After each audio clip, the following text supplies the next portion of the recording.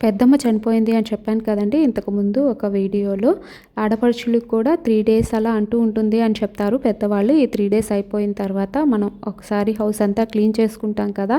ఏమేమైతే వాడినవి ఉంటాయో అన్నీ కూడా క్లీన్ చేసేసుకొని ఆ తర్వాత దేవుడికి పెట్టుకుంటాము.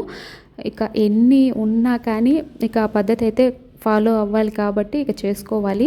నాకైతే ట్యూస్డే వచ్చిందనమాట. థర్డ్ డే 5 డేస్‌కి థర్స్‌డే అయితే చేసేసుకున్నాను ఒకేసారి. బెడ్‌షీట్లు అవి మనకి విలేజెస్‌లో అత్తమ్మ వాళ్ళు, అమ్మ వాళ్ళు ఎవరైనా ఉండి పాసిబిలిటీ ఉంటే మాత్రం అప్పుడప్పుడు ఇలా వేసామంటే అండి ఎంత నీట్‌గా వస్తాయో. వాషింగ్ మిషన్‌లో వేసి అవి మెత్తగా అయిపోయి చూడటానికి కూడా అంత బాగుండవు కదా! వాళ్ళు గంజి పెట్టి అంతా మురికి వదిలించుకొని పెట్టపెట్టలాడుతూ ఉంటాయన్నమాట. ఒకసారి అలా ఉంటే అప్పుడప్పుడు వేసి చూడండి. ఇక ఈ 5 డేస్ కూడా అంట్లో ఉన్నప్పుడు మనం ఎలాగో 3 డేస్ పెట్టము. క్లీన్ చేసుకునే వరకు కూడా పెట్టుకోలేదన్నమాట. ఇక దేవుడి గది అంతా కూడా క్లీన్ చేసేసుకుంటున్నాను ఈరోజు.